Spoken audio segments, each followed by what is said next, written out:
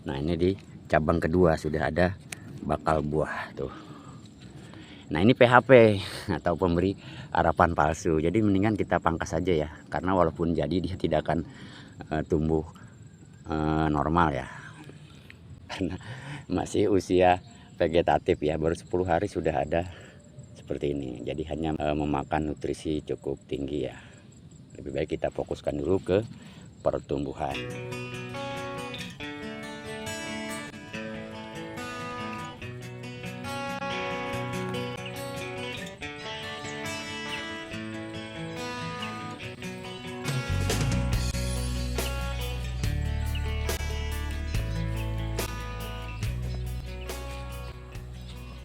Assalamualaikum warahmatullahi wabarakatuh. Selamat sore. Kali ini selamat sore ya. Karena apa? Karena memang hari sudah sore.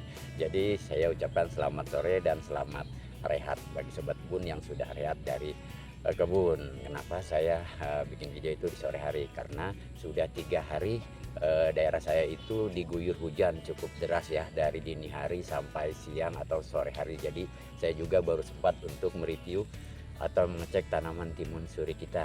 Nih, timun suri kita sudah sekitar 10 hari yang di bedeng ini, kemudian yang di bedengan kedua itu sekitar 1 minggu, dan yang bedengan terakhir atau bedengan ketiga itu belum sempat tak tanam karena belum ada waktu ya. Kemarin rencananya harus kemarin, hujan satu hari, jadi tertunda lagi kita untuk penanaman di bedeng ketiga. Tapi insya Allah habis kita mereview atau mengecek tanaman timun suri ini, kita akan lanjutkan penanaman di bedengan ketiga. Oke sobat kebunku, langsung saja kita cek, kita lihat penampakannya seperti apa tanaman timun suri kita yang sudah sekitar berusia 10 hari ya.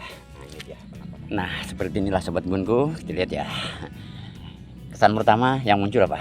Ya betul, rombeng. Daunnya rombeng, bolong-bolong karena diserang hama ya, atau serangga, atau belalang, bisa juga jangkrik ya. Tapi ini makhluknya diperkirakan itu oteng-oteng, karena timun suri atau jenis timun-timunan itu penyakit atau hama yang paling menyerang oteng-oteng. Ini saya tunjukkan oteng-otengnya tuh,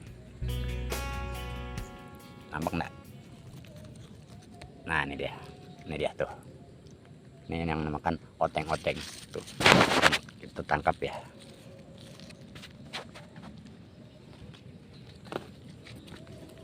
Nih sudah tertangkap. Aduh jangan sampai lepas nih. Nah inilah yang namanya di sini tuh oteng-oteng ya sobat kebunku tuh. Ini pokoknya sangat ganas untuk menyerang tanaman daun timun-timunan ya. Ini kenapa diserang oteng-oteng? Karena saya belum mengaplikasikan insek sama sekali ya dari mulai tanam. Jadi rencananya besok pagi kita akan mulai untuk menspray insektisida ya, seperti ini. Hampir semua diserang. Tapi untuk pertumbuhan sih memang normal ya.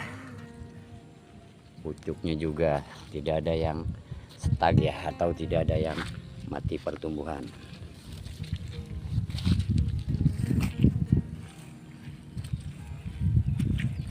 Jadi kita fokus dulu selama 1 minggu ini untuk pertumbuhan ya. Lanjut ya, kita lupakan dulu si oteng-oteng. Nggak tahu nama ilmiahnya itu seperti apa, silakan saja di Google, ketik aja oteng-oteng, yang keluar namanya apa ya. Untuk perlakuan berikutnya yaitu kita tambahkan nutrisi seperti nitrobakter ya, atau POC dari daun kipait. Nanti besok kita akan aplikasikan ya. Silakan saja sobat kebunku yang belum memiliki nitro atau POC untuk menggunakan urea dan NPK ya. Untuk batang normal ya, udah mulai membesar. Hampir semua pertumbuhannya sama. Hanya saja oteng-otengnya ya, atau serangga pemakan daun atau penghisap daun ya. Jadi yang pertama menambahkan nutrisi ya, seperti nitrogen atau urea ya. Silahkan saja sobat kebunku yang menggunakan urea dan NPK. Nah kalau saya mungkin nanti akan menspray nitrobakter ya.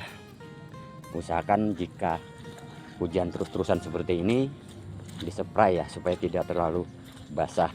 Lalu di rolling dengan pengaplikasian PSB ya. untuk fotosintesis.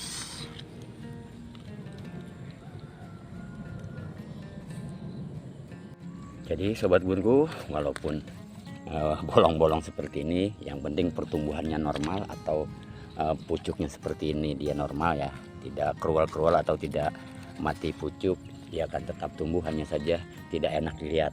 Tapi di daun-daun berikutnya nanti akan segar ya, setelah kita aplikasikan pestisida seperti insektisida ya. Untuk perlakuan selanjutnya, selain menambah nutrisi seperti nitrobakter dan POC daun kipait, itu kita lakukan pruning ya, seperti ini. Ini merupakan cabang pertama ya, nanti saya akan pruning.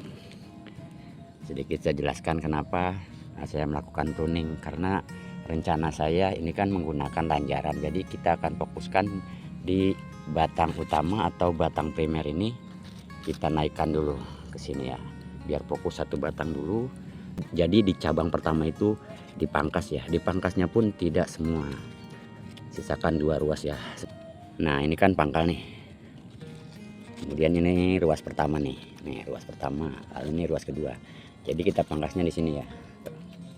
Ingat di cabang pertama ya. Kita ke pohon berikutnya. Nah, ini dia. Nah ini kan cabang pertama nih, dari tanah, dari pangkal. Nah ini ruas pertama nih, ini ruas kedua. Jadi kita pangkas di sini. Intinya untuk menghentikan pertumbuhan tapi tidak mematikan tanaman ya.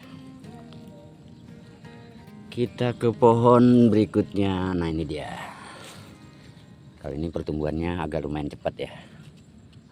Tuh sulurnya juga sudah nampak. Nih sulur atau kumis ya. Nih kumis lele. Tuh mana sih? Nah ini dah. Ini ya, kumis atau sulur. Kita cari cabang pertama. Nah ini dia. Nah di sini kita pangkas ya, di ruas kedua.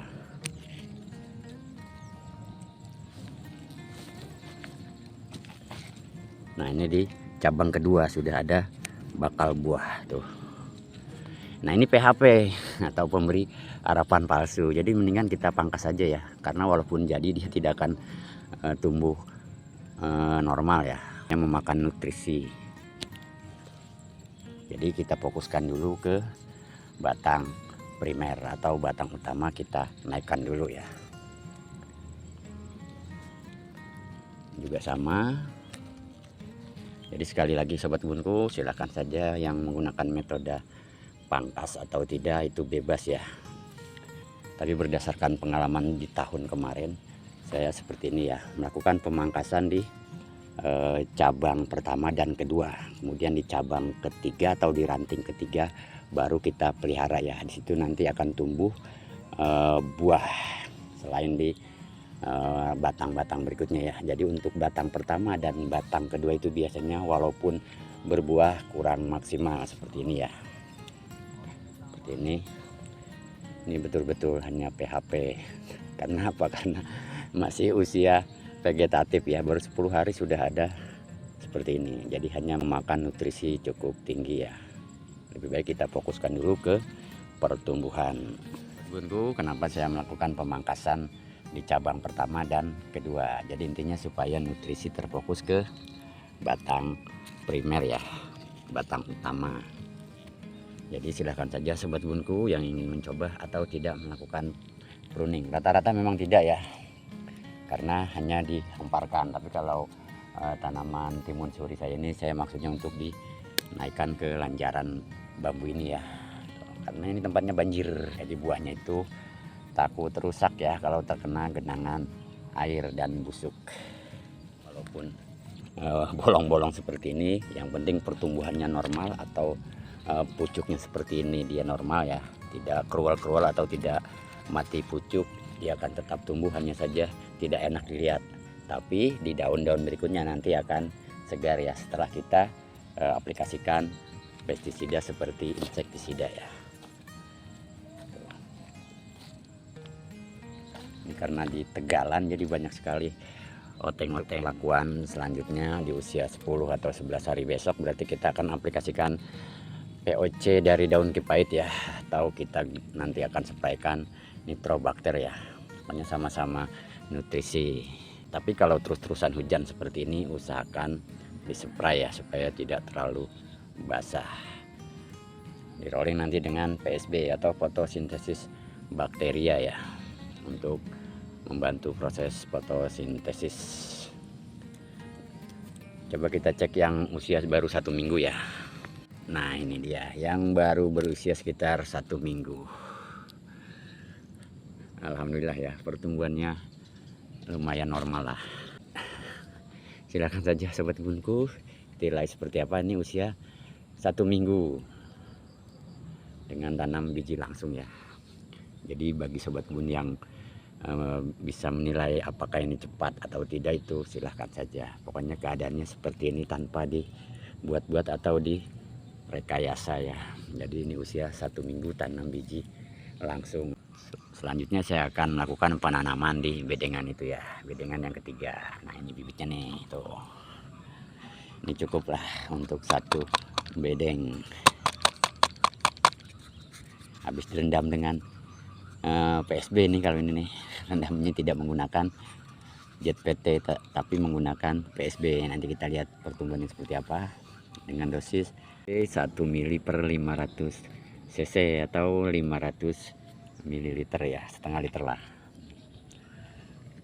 Ingat kalau mau mencoba untuk menggunakan PSB untuk merendam bibit silahkan, tapi dosisnya harus betul-betul sedikit ya, atau kecil, 1 mili, sekitar 1 tetes lah, 1 tetes per setengah liter air. Untuk perendamannya sekitar 1 sampai 2 jam. Ini kita coba ya.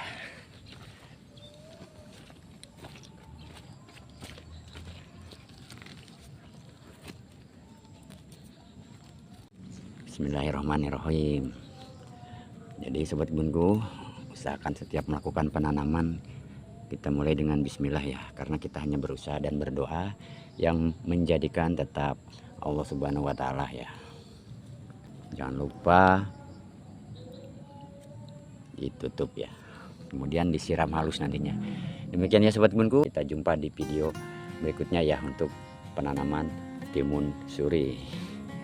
Terima kasih, semoga bermanfaat. Assalamualaikum warahmatullahi wabarakatuh.